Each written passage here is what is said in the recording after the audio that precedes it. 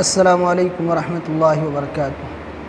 अल्हम्दुलिल्लाहि रब्बिल आलमीन वल आक़िबतु लिल मुत्तक़ीन वस्सलातु वस्सलामु अला सय्यिदिल अंबियाइ वल मुरसलीन व मन तबिअहुम बि इहसानिन इला यौमिद्दीन, अम्मा बाद।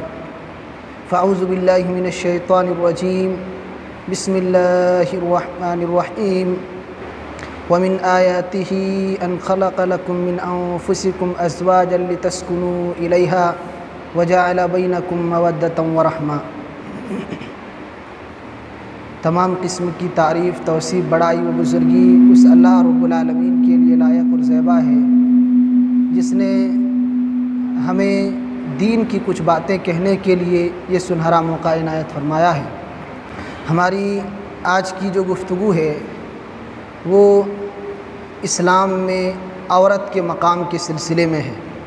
हमारे यहाँ बाज़ ख़वातीन ऐसी हैं जो इस दुनियावी रंगत को देखकर इस्लाम की तालीमात पर बाज़ दफ़ा इतराज़ात करती हैं कि इस्लाम ने औरतों के साथ बड़ा जुल्म किया है, औरतों को वो हुकूक़ अता नहीं किए जो एक औरत को मिलनी चाहिए थी। इस्लाम ने औरत की आज़ादी को सल्ब कर लिया है।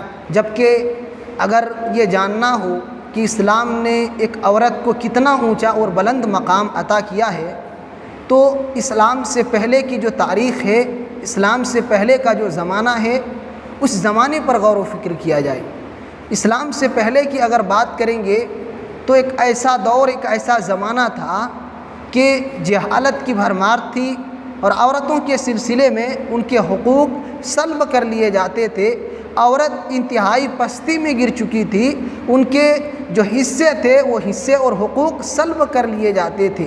अगर बात करें औरतों की तो एक उनके साथ ज़्यादती ये होती थी कि उनको जायदाद में हिस्सा नहीं दिया जाता था। सिर्फ़ जो बड़े लड़के हैं उनको जायदाद में हिस्सा मिलता था और बेटियों को जायदाद से बेदखल कर दिया जाता था। अल्लाह ताला ने जब कुरान मुक़द्दस को नाजिल फरमाया तो फिर एक आम हुक्म जारी करते हुए कहा कि लिज़्ज़करि मिस्लु हज़्ज़िल उन्सयैन, कि एक मर्दों के मुकाबले में दो औरतों का हिस्सा है, यानी जितना एक लड़के का हिस्सा मिलेगा दो लड़कियों को उतना हिस्सा मिलेगा। तो ये जायदाद में इस्लाम ने औरतों को हक़ दिया, जबकि इस्लाम से पहले औरतों को जायदाद में हिस्सा मिलता ही नहीं था। लेकिन फिर ये हमारे मुआशरे की बदकिस्मती है कि हमारे इस दौर में, हमारे इस इलाके में औरतों को जायदाद में हिस्सा नहीं दिया जाता है, बल्कि उनको जायदाद से बेदखल कर दिया जाता है। माँ बाप के जायदाद का वारिस सिर्फ लड़के हुआ करते हैं, जो उनके साथ बहुत बड़ा जुल्म है।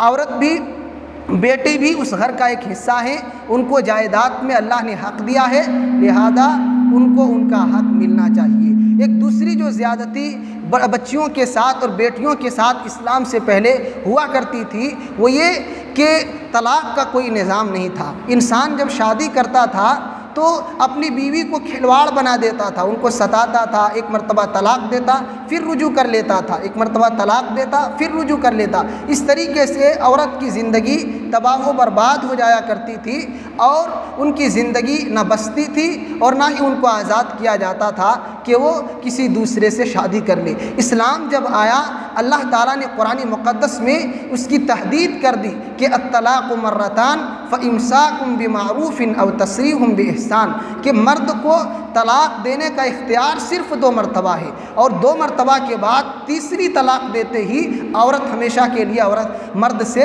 आज़ाद हो जाएगी। अब वो किसी से भी शादी कर सकती है इद्दत गुज़रने के बाद, ना ही मर्द उसको सता सकता है, ना ही वो मर्द की ज़ौजियत में रहती है, बल्कि वो आज़ाद है, अपना घर दूसरी जगह बसा सकती है। तो इस्लाम ने ठोस निज़ाम के ज़रिया और ऐसे क़वानीन के ज़रिया औरतों को तहफ़्फ़ुज़ अता किया कि दुनिया की किसी कौम ने वैसी तहफ़्फ़ुज़ का सामान मुहैया नहीं किया था ख़वातीन के लिए। ऐसे ही इतना ही नहीं था बल्कि जीने का भी हक़ सल्ब कर लिया गया था। औरत को ज़िंदा रहना मुश्किल था, उनकी पैदाइश की खबर सुनकर बाप के चेहरे सियाह हो जाया करते थे और उनको ज़िंदा दफन कर दिया जाता था बाज़ इलाक़ों के अंदर। अल्लाह ताला ने कुरान मुक़द्दस के अंदर उस हालत का तज़किरा किया है कि जब एक औरत की, एक बच्ची की विलादत की खबर बाप सुनता था तो क्या कैफियत उसकी होती थी। अल्लाह रब्बुल इज़्ज़त ने इरशाद फरमाया, व इज़ा बुश्शिरा अहदुहुम बिल उन्सा ज़ल्ला वजहुहु मुस्वद्दन व हुवा कज़ीम यतवारा मिनल क़ौम मिन सूइ मा बुश्शिरा बिही अयुमसिकुहु अला हूनिन अम यदुस्सुहु फित तुराब। कि जब किसी को बेटी की विलादत की खबर दी जाती थी तो बाप का चेहरा ज़िल्लत की वजह से सियाह हो जाया करता था, झुक जाया करता था, लोगों से छुपता फिरता था इस डर से कि इस बच्ची को क्या करेंगे, इलाके के लोग हमें क्या कहेंगे। अब उस डर से कुरान कहता है वो ये सोचता था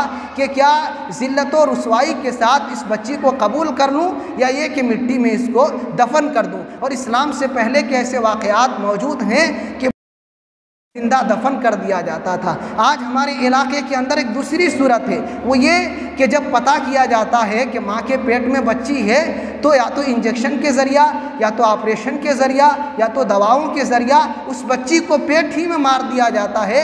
दुनिया में आने का उनको हक़ ही नहीं दिया जाता है, जो बहुत ही बड़ा गुनाह है। अल्लाह ताला ऐसे लोगों से क़यामत के दिन सवाल करेगा कि आई बच्ची आखिर तूने क्या गलती की थी, तेरा क्या कसूर था कि दुनिया में तूने कदम भी नहीं रखा था और तुम्हारी ज़िंदगी सल्ब कर ली गई। तो आजकल ये हमारे इलाके के अंदर, मुआशरे के अंदर ये एक मिजाज बन चुका है कि अगर बेटी की विलादत अगर हो जाए तो बड़ा मायूब लोग समझते हैं, और ख़ुद माँ भी, उसकी सास भी, उसकी बहन भी और दिगर जो औरतें हैं वो भी उसको मायूब समझते हैं। ताज्जुब की बात तो ये है, जबकि वो भी औरत ज़ात हैं, वो भी एक माँ और एक बेटी हैं, लेकिन बेटी की विलादत को वो भी आर और शर्मिंदगी समझती हैं। बहुत अफसोस का मकाम है। हमने सुना है बहुत सी औरतों के ज़बानों से कि जब किसी के घर बच्ची की विलादत होती है और कोई ख़बर पूछते हैं, 2-3 बच्ची की अगर विलादत हो गई हो तो अगर कोई पूछते हैं कि क्या हुआ है, क्या होगा, वही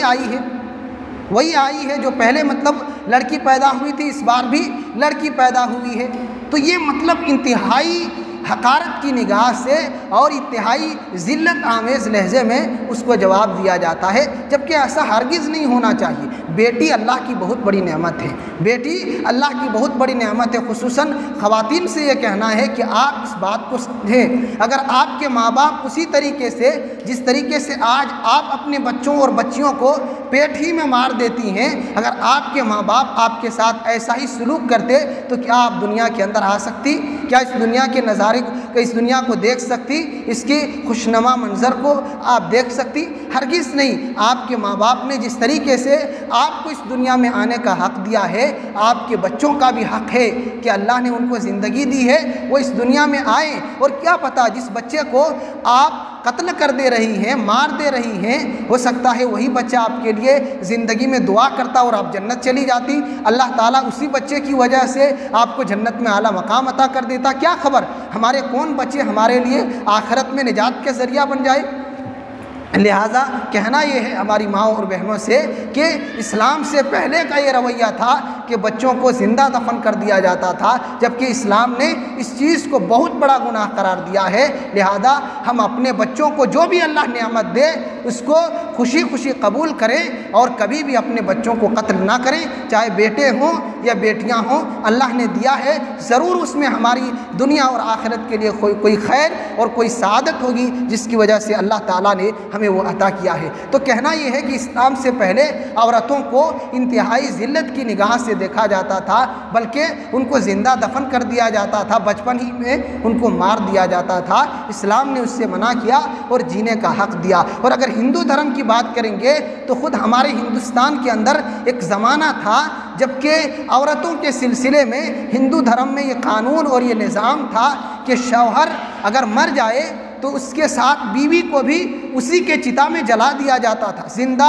उसी की लाश में बीवी को जला दिया जाता था, ये कहते हुए कि ये सत्ती है और शौहर की वफ़ादारी का, शौहर की मोहब्बत का यही तकाजा है कि बीवी भी शौहर के गम में जलकर राख हो जाए। इस्लाम ने एक ऐसा निज़ाम दिया कि शौहर का गम है, उसकी इद्दत इस्लाम ने मुतय्यन की है, लेकिन जीने का हक़ दिया है। उनकी ज़िंदगी ख़त्म हो गई, अल्लाह की मर्ज़ी, अल्लाह ने जिनको ज़िंदगी दी है वो ज़िंदा रह सकते हैं। तो इस्लाम ने औरतों को जीने का हक़ दिया, उनके लिए हुकूक मुतय्यन मुतय्यन किए। औरतों के सिलसिले में कहा वलहुन्ना मिस्लुल्लज़ी अलैहिन्ना बिल मारूफ, कि जिस तरीके से मर्दों के हुकूक़ हैं औरतों के भी हुकूक़ हैं, दोनों की जिम्मेदारियां हैं। मर्द अपनी जिम्मेदारी अदा करे, औरत अपनी जिम्मेदारी अदा करे, तब ये घर का निज़ाम चल सकता है। अलबत्ता बाज़ मकामात पर इस्लाम ने मर्दों को फ़ौक़ियत अता की है औरतों पर, क्योंकि दोनों का मिजाज, दोनों की नफ्सियात एक दूसरे से अलग हैं। अल्लाह ताला ने औरत की बनावट थोड़ा अलग रखी है और मर्दों को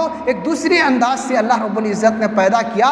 दोनों के शक्ल शबाहत के दरमियान थोड़ा फ़र्क है, दोनों की जिम्मेदारियां भी अलग अलग हैं। अल्लाह ने औरतों को घर की जिम्मेदारी दी है कि आप घर की मलका हैं, आप घर की रानी हैं, घर को संभालें, घर के बच्चों की निगरानी करें, घर को जन्नतनुमा बनाने की कोशिश करें। और मर्दों को ये जिम्मेदारी दी है कि आप मजबूत हैं, कमा सकते हैं, बाहर से कमा करके लाएं, बीवी बच्चों और घर के दिगर अफराद की रोज़ी रोटी का इंतज़ाम करें। तो दोनों को अल्लाह ताला ने अलग अलग चीज़ें अता की हैं, अलग अलग जिम्मेदारियां अता की हैं। अब एक औरत के 4 रूप हो सकते हैं, यानी अगर हम देखें तो औरत का मुआशरे के अंदर 4 एतबार से दर्जा हो सकता है। एक तो बहैसियत औरत उनका मकाम इस्लाम ने किया दिया है, तो औरत के हिसाब से अगर देखेंगे तो इस्लाम ने कहा जिस तरीके से मर्दों के हुकूक़ हैं औरतों के भी हुकूक़ हैं। और एक हदीस के अंदर आपने फरमाया इन्नमन निसाउ शक़ाइक़ुर रिजाल, औरत मर्द के हिस्से हैं, यानी दोनों को एक दूसरे से अलग नहीं किया जा सकता।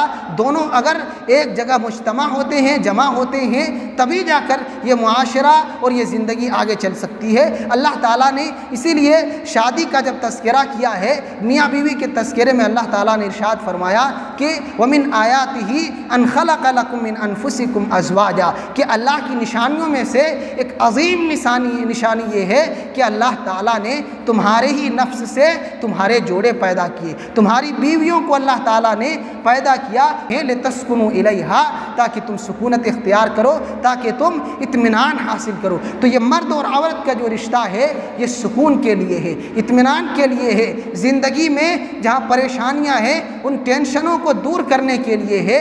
ये शादी की ज़िंदगी झमेले के लिए, लड़ाई झगड़े के लिए नहीं है। लिहाजा ख़वातीन को भी समझने की ज़रूरत है कि इस शादी के ज़रिया अल्लाह ताला इंसान के इज्तिमाई ज़िंदगी को मजबूत बनाता है। अल्लाह ताला ने इसकी बुनियाद जब रखी तो उसी में अल्लाह ताला ने रहमत और मोहब्बत को डाल दिया। अल्लाह ताला ने कहा वजाअल बैनकुम मवद्दतम व रहमा, कि मियाँ बीवी के इस रिश्ते की जो बुनियाद पड़ती है उसी वक्त हमने उसके दरमियान मोहब्बत, उल्फत और एक दूसरे से लगाव को दाखिल कर दिया है, एक दूसरे से ताल्लुक़ को मजबूत बना दिया है। यही वजह है कि हम और आप देखते हैं कि एक अजनबी मर्द, एक अजनबी औरत, कभी किसी से मुलाकात दोनों से नहीं हुई है, जब शादी के बंधन में बन जाते हैं तो दुनिया के सारे रिश्ते उसके मुकाबले में फीके नज़र आते हैं। ये रिश्ता सबसे मजबूत और चंद ही लम्हों में सबसे गहरा रिश्ता बन जाता है। ये किस चीज़ की अलामत है? ये अल्लाह ताला की उसी नाजिल की हुई मोहब्बत और रहमत का नतीजा है कि अल्लाह ताला ने इस रिश्ते में मोहब्बत को दाखिल कर दिया है कि एक दूसरे से बेइंतहा मियाँ बीवी मोहब्बत करते हैं और ये ताल्लुक़ मजबूत होता है। तो कहना ये है कि इस्लाम ने मर्द और औरत को एक दूसरे का जुज़ करार दिया है। आधा मर्द है तो आधा औरत है, दोनों के मिलने से फिर इंसानियत की तकमील होती है। लिहाजा औरत को कमतर निगाह से नहीं देखा जा सकता।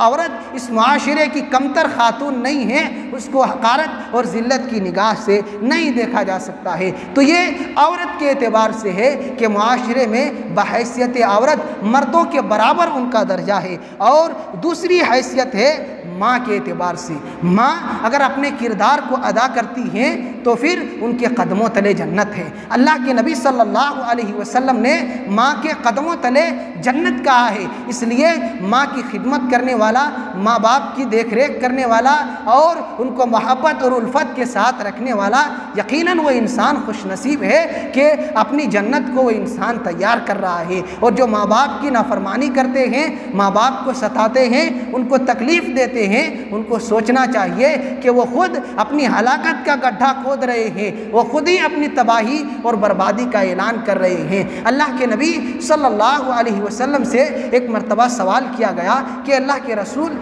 सबसे ज़्यादा हक़ हम पर किसका है, यानी हुस्ने सुलूक का सबसे ज़्यादा हकदार कौन है? कौन सी ऐसी शख्सियत है पूरी दुनिया में, कौन सा ऐसा इंसान है जिसकी मैं सबसे ज़्यादा हुस्न सलूक करूं, अच्छे बर्ताव करूं, अच्छे तरीके से पेश आऊं। नबी सल्लल्लाहु अलैहि वसल्लम ने उससे फरमाया उम्मुक, तुम्हारी माँ। दुनिया के तमाम लोगों में सबसे ज़्यादा मोहब्बत के साथ, उल्फत के साथ, प्यार के साथ और अदब व एहतराम के साथ जिसके साथ इंसान को पेश आना है, जिसका अदब करना है, वो उसकी माँ है। वो सहाबी पूछते हैं अल्लाह के रसूल फिर किसका दर्जा है? आप फरमाते हैं फिर तुम्हारी माँ है। पूछते हैं अल्लाह के रसूल फिर किसका दर्जा है? आप फरमाते हैं फिर तुम्हारी माँ का दर्जा है। चौथे नंबर पर फरमाते हैं कि दुनिया के तमाम इंसानों में माँ के बाद बाप का दर्जा है। आज मुआशरे के अंदर देखें कि औलाद माँ बाप की कदर नहीं करती, माँ बाप को सताती है, माँ बाप को तकलीफ़ देती है, उनको खाने का सही तरीके से इंतज़ाम नहीं करती। औलाद माँ बाप को हर एतबार से कमज़ोर समझती है, वो अपनी बर्बादी का ऐलान कर रहे हैं। आज अगर अपने माँ बाप को वो तकलीफ़ दे रहे हैं, उनकी भी औलाद आ रही है, उनकी भी नस्लें तैयार हो रही हैं, उनके बच्चे भी उनके साथ वही रवैया इख्तियार करेंगे।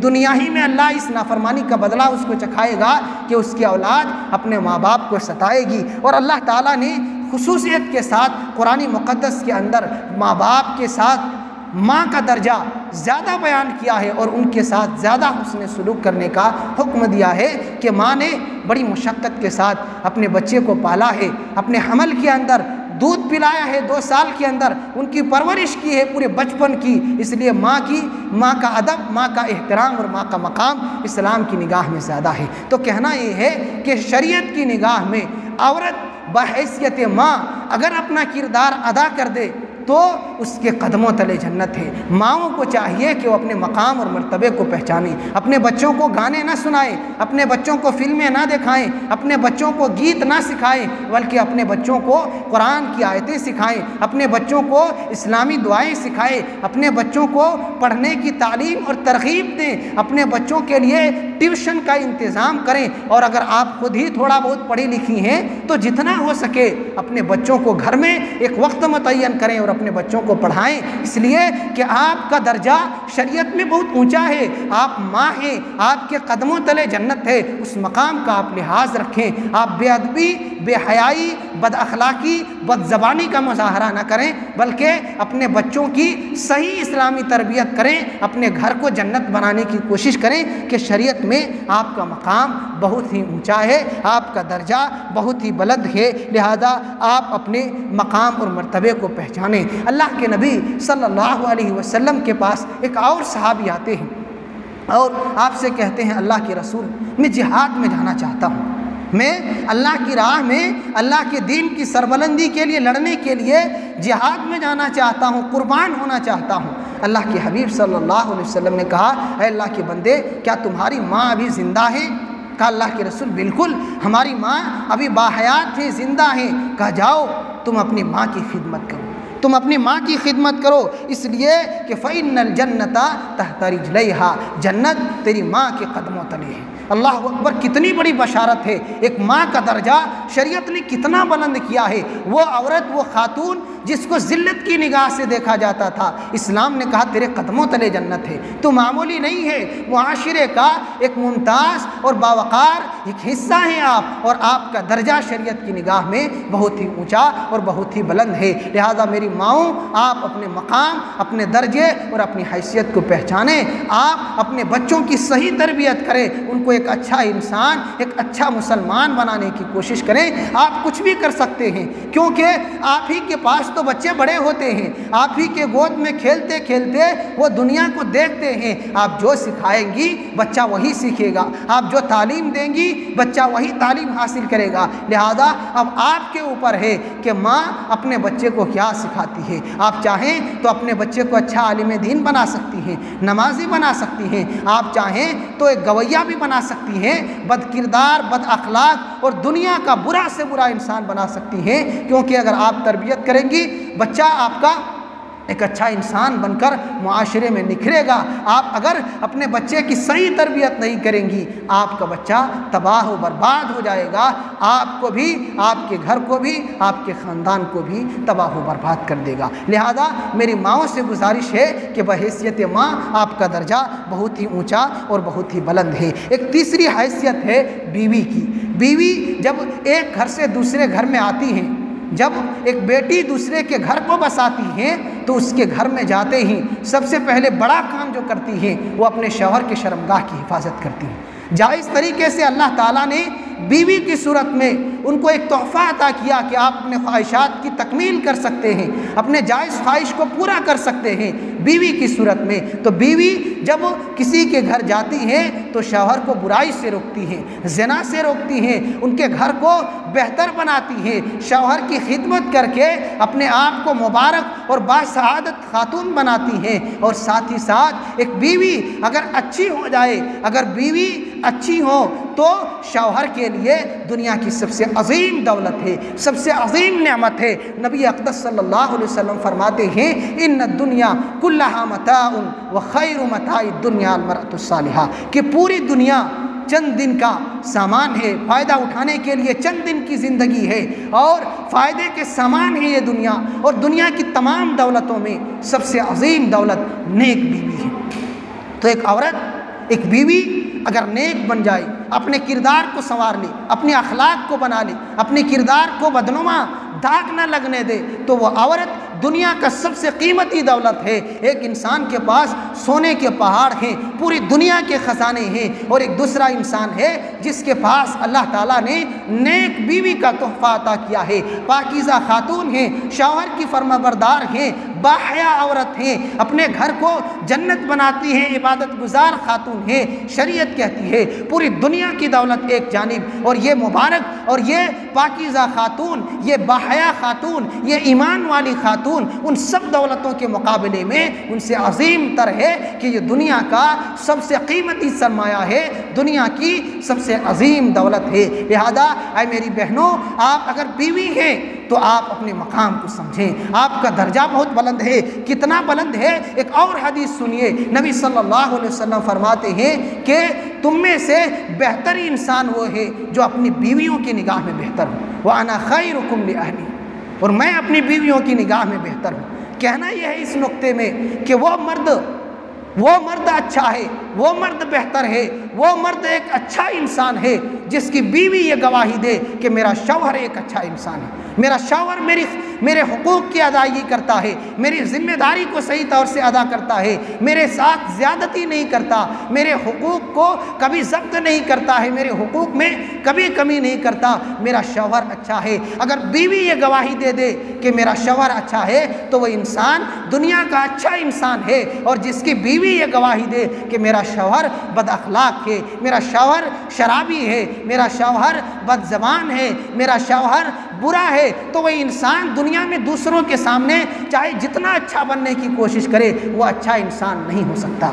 अच्छा वही है जो अपनी बीवियों की निगाह में, अपने घर वालों की निगाह में जो इंसान अच्छा हो। लिहाजा आपकी गवाही और आपकी जो शहादत है और आपके किसी के अच्छा और बुरा कह देने का ये नतीजा है कि शौहर को बुरा कह दें तो वो बुरा हो गया, शौहर को अच्छा कह दें तो वो दुनिया का अच्छा इंसान बन गया। लिहाजा बीवियों, ये तुम्हारा मकाम, ये तुम्हारा दर्जा है कि बीवी की हैसियत से अगर अच्छी बीवी बनती हैं तो आप असीम दौलत हैं। आप जैसी कीमती शय, आप इतना कीमती दौलत दुनिया में उस मर्द के पास कुछ है ही नहीं। और अगर आपका शौहर आपको अच्छी तरीके से रखता है, आपकी देखरेख करता है, आपके हुकूक की अदायगी करता है और आप उनके अखलाक से, उनके किरदार से, उनके रवैये से, उनके बर्ताव से खुश हैं और आप ये गवाही देती हैं कि मेरा शौहर अच्छा इंसान है, तो यकीनन वो शौहर अच्छा है। लेकिन ये ना हो कि दौलत कमा करके ला करके देता है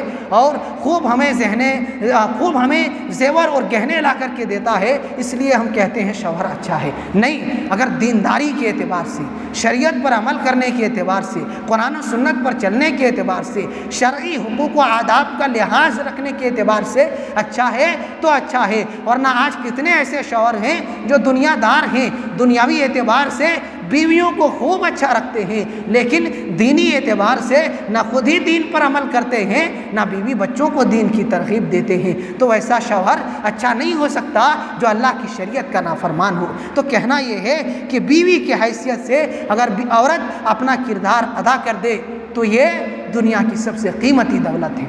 एक चौथी जो हैसियत है औरत की, मैं ये बता रहा हूँ कि औरत का मकाम हमारे मुआशरे के अंदर, हमारी शरीयत के अंदर क्या है। औरतों ने अपने मकाम और मर्तबे को जाना ही नहीं, पहचाना ही नहीं कि शरीयत ने कितना ऊंचा दर्जा दिया है। आप अंदाज़ा लगाए, आपके कदमों तले जन्नत है। आप अच्छे बन गए तो दुनिया की कीमती दौलत है। आप अच्छी बन गई, अपने शौहर की खिदमतगार बन गई, शौहर को आपने ये लेबल दे दिया कि मेरा शौहर अच्छा है तो या वाक़अतन वो इंसान अच्छा है। और चौथी जो हैसियत है वो औरत बेटी की हैसियत से है। आप इस चीज़ को समझने के लिए शुरू की बातों को याद रखें कि इस्लाम से पहले बच्चियों को जिंदा दफन कर दिया जाता था, जीने का हक हासिल नहीं था।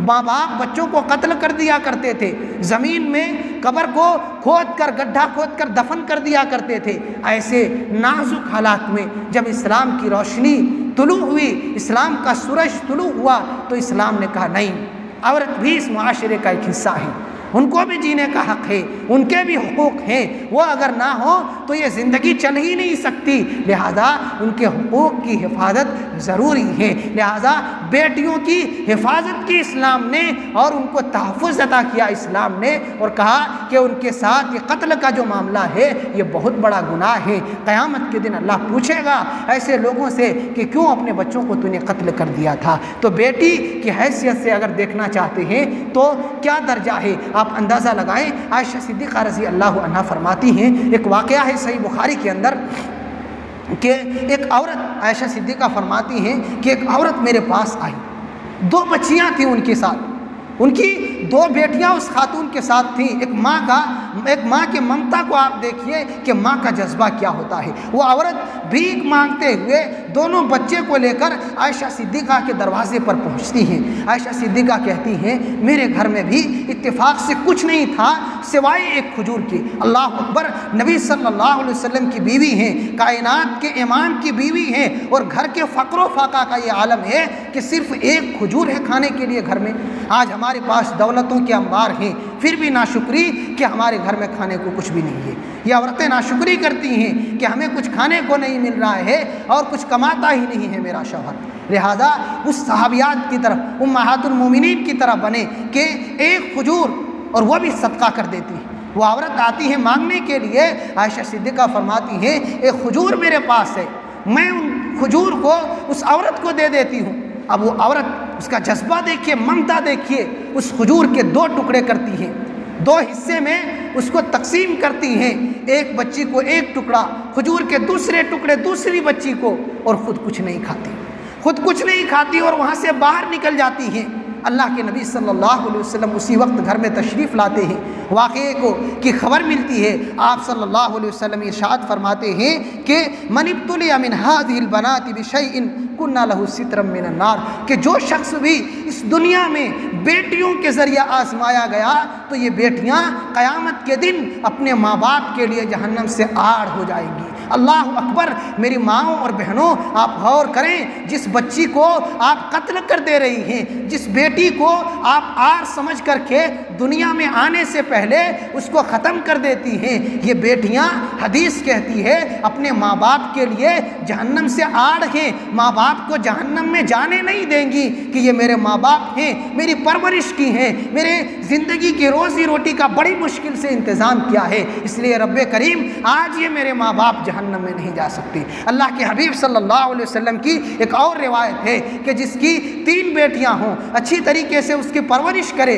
अच्छी तरीके से उसकी परवरिश करे और अच्छे घर में उसकी शादी करा दे, तो ये बेटियां क़यामत के दिन अपने माँ बाप के लिए जहन्नम से रुकावट बन जाएगी। मेरे माँओं और बहनों, सोचो, आपके पास अगर 10 बेटे भी हैं, कोई बशारत नहीं है शरीयत की जानिब से, कोई भी इनाम शरीयत की जानिब से नहीं है। अगर बच्चा अच्छा बन गया, नेक बन गया, आपके लिए दुआएं करते रहा, तो वो आपकी खुशनसीबी है, लेकिन शरई एतबार से लड़के की पैदाइश पर आपके लिए कोई मुबारकबादी नहीं है, आपके लिए कोई सर्टिफिकेट नहीं है। लेकिन जैसे ही बेटी पैदा हुई, लक्ष्मी घर में आई, आपके लिए जन्नत की बशारत है। माओ और मेरे बुजुर्गों, अगर आपके घर में बेटियां पैदा हुई हैं तो यकीनन आप बासादत मंद इंसान है, यकीनन आप मुबारक इंसान हैं कि अल्लाह ने ऐसी नेमत दी है जिसकी अच्छी परवरिश करके आप जन्नत में आसानी से जा सकते हैं। आप जन्नत के रास्ते को आसान कर ले रहे हैं। आज बेटी की तरबियत कीजिए, बेटी की अच्छी से परवरिश कीजिए,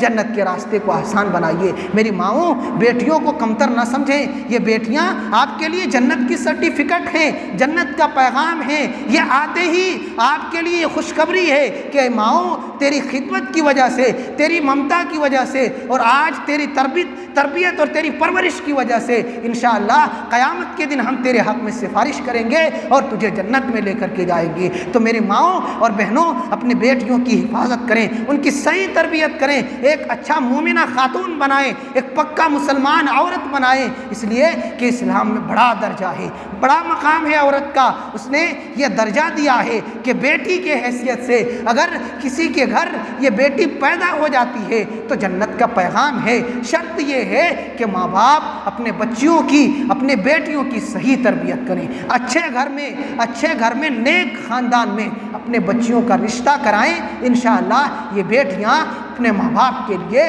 जहन्नम से आड़ बन जाएंगी। और एक वाक़या खुद नबी सल्लल्लाहु अलैहि वसल्लम की ज़िंदगी का कि एक बेटी का क्या दर्जा है।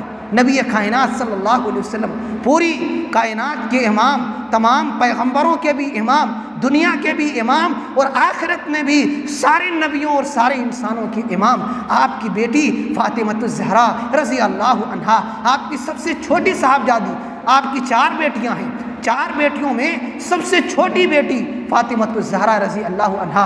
जब फातिमतुज़ ज़हरा रज़ी अल्लाह अन्हा आपके घर तशरीफ़ लाती, जब नबी सल्लल्लाहु अलैहि वसल्लम के घर बेटी आ जाती तो आप सल्लल्लाहु अलैहि वसल्लम अपनी बेटी के इस्तकबाल के लिए, उनको मुबारकबादी पेश करने के लिए अपने मकाम से, अपने मसलक से खड़े हो जाया करते थे और कहा करते थे, मरहबम बिबनती, है मेरी बच्ची, है मेरी बेटी, है मेरी लख्ते जिगर, मरहबा, आपका आना मुबारक हो, खुशियों की बहार, मेरे घर मेरी बेटी आई है, मेरी छोटी बेटी मेरे घर आई है। तो ये नबी सल्लल्लाहु अलैहि वसल्लम का इस्तकबाल था कि अपनी बेटी के इस्तकबाल के लिए अपने बिस्तर से उठ जाया करते थे और उसी मकाम पर अपनी बेटी फातिमतुज़ ज़हरा रज़ी अल्लाह अन्हा को बिठा दिया करते थे। ये बेटी का दर्जा है, बेटी का मकाम है इस्लाम में। और फातिमतुज़ ज़हरा ये कोई आम खातून नहीं है।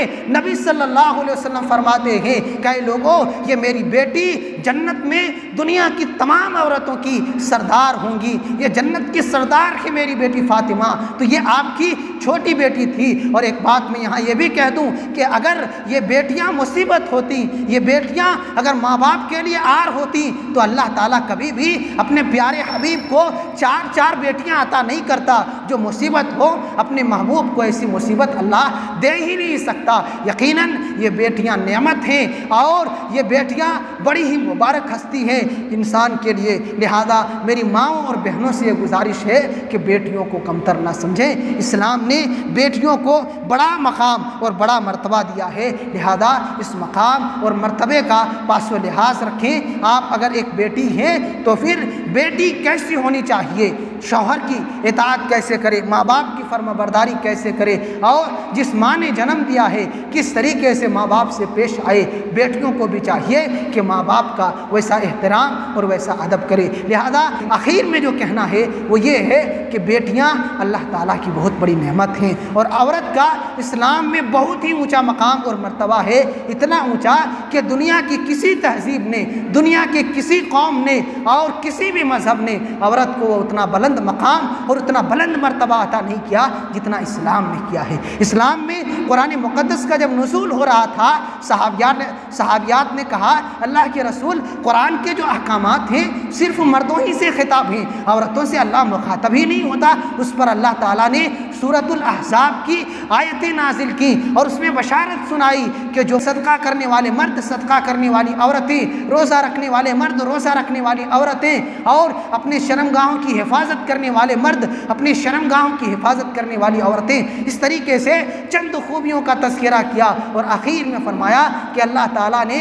ऐसे पाकीज़ा मर्दों और पाकीज़ा औरतों के लिए जन्नत की नेमतें तैयार कर रखी हैं और जन्नत की पुरबहार नेमतों का इस्तक़बाल है उनके लिए कि ये मुबारक नेमतें उनको मिलने वाली हैं। लिहाजा अल्लाह ताला ने एक आम हुक्म दिया है कि मर्द हों या औरत हों, अगर नेकी का काम करेंगे तो बराबर सवाब पाएंगे, बुराई करेंगे तो जितना मर्द को गुनाह मिलेगा, औरत भी अगर वही बुराई करती है तो उतना गुनाह मिलेगा। अल्लाह ताला ने इरशाद फरमाया, मन अमिल सालिहन मिन ज़करिन औ उन्सा व हुवा मुमिन फलनुहयिन्नहु हयातन तय्यिबा व लनजज़ियन्नहुम अजरहुम बिअहसनि मा कानू यअमलून। कि मोमिन मर्द हों या मोमिना औरतें हों, जो कोई भी अल्लाह ताला की इबादत करे, नेक आमाल करे और अच्छे आमाल के ज़रिया अल्लाह ताला से मुलाकात करे और वह मोमिन भी हों, तो अल्लाह ताला ऐसे लोगों को दुनिया में भी उसका बेहतर बदला अता करेंगे और आखिरत में भी उनके इस मेहनत का, उनके इस कोशिश का बेहतरीन से बेहतरीन अल्लाह बदला अता करेगा। और उनकी औरतों की अहमियत का अंदाज़ा लगाना चाहें तो ये एक सूरत भी काफ़ी है कि मर्दों के सिलसिले में कुरान में कोई सूरत नहीं है, लेकिन औरतों के मसाइल से मुतालिक पूरी अल्लाह ने एक सूरत नाजिल कर दी, सूरतुन निसा। औरतों के मसाइल के बयान में, औरतों के मसाइल के सिलसिले में कि औरतों के मसाइल का बयान, ये सूरत अल्लाह ताला ने ख़ास औरतों के बारे में, औरतों के मसाइल से मुतालिक नाजिल की और औरतों के नाम से इस सूरत का नाम रखा, जिससे इस्लाम में, हमारी शरीयत में औरत के मकाम और मर्तबे का अंदाज़ा होता है। खुलासा कलाम ये है कि मेरी माओं और बहनों, आपका मकाम इस्लाम के अंदर बहुत ही ऊँचा है, बहुत ही बुलंद है। आप मुअज़्ज़ज़ हस्ती हैं, आपसे घर की जो नस्लें तैयार होती हैं उनकी तरबियत के ज़िम्मेदार आप हैं, लिहाजा आप अपनी ज़िम्मेदारी को अदा करें। बेटी होने की हैसियत से एक नेक बेटी बने, फ़ातिमतुज़ ज़हरा की तरह, और बीवी होने की हैसियत से खदीजतुल कुबरा की तरह बने। अल्लाह के नबी सल्लल्लाहु अलैहि वसल्लम की एक हदीस बयान करके मैं अपनी बात ख़त्म कर देता हूँ। हदीस ये है कि 4 औरतें ऐसी हैं जो जन्नत की सरदार हैं। 4 औरतें जन्नत की सरदार हैं और सबसे अफजल हैं। वो कौन है? खदीजतु बिन्तु खुवैलिद, आपकी बीवी, सबसे पहली बीवी नबी सल्लल्लाहु अलैहि वसल्लम की खदीजतुल कुबरा रज़ी अल्लाहु अन्हा। और इनके किरदार का तज़किरा इंशाअल्लाह हम कभी करेंगे कि ऐसी पाकीज़ा औरत कि इंतहाई नाजुक हालत में जब आप नबी बनाए गए तो आपको सब्र की तलकीन करने वाली, आपका हिम्मत बढ़ाने वाली अगर कोई थी तो यही आपकी बीवी थी कि आप घबराएं नहीं। आप ऐसे इंसान हैं कि अल्लाह आपको ज़लील और रुस्वा कर ही नहीं सकता। यकीनन आप अल्लाह के पैगम्बर हैं और आपको गम करने की ज़रूरत नहीं है। दूसरी खातून फ़ातिमतु बिन्त मुहम्मदिन, आपकी साहबजादी फ़ातिमा रज़ी अल्लाहु अन्हा, ये जन्नत की सरदार हैं। इनकी ज़िंदगी भी इंतहाई हमारे और आपके लिए सबक आमोज़ है। कितनी मेहनत करती थी, किस तरीके से शौहर की खिदमत करती थी और अपने घर के काम काज में किस तरीके से मेहनत के साथ हाथ बटाया करती थी। तीसरी खातून है वो मरियम बिन्त इमराना, हज़रत ईसा अलैहिस्सलाम की वालिदा हज़रत मरियम अलैहिस्सलाम। इनकी भी ज़िंदगी का रोशन पहलू कुरान मुक़द्दस ने ज़िक्र किया है कि एक ऐसा मुअज़्ज़ज़ा इस खातून के ज़रिए अल्लाह ने ज़ाहिर किया कि दुनिया में ऐसा मुअज़्ज़ज़ा कहीं नज़र ही नहीं आया उसके बाद, कि बग़ैर बाप के सिर्फ़ हज़रत मरियम अलैहिस्सलाम के ज़रिया अल्लाह ताला ने ईसा अलैहिस्सलाम को पैदा किया बग़ैर बाप के। और चौथी खातून है वह आसिया बिन्तु मुज़ाहिमिन, फ़िरऔन की बीवी।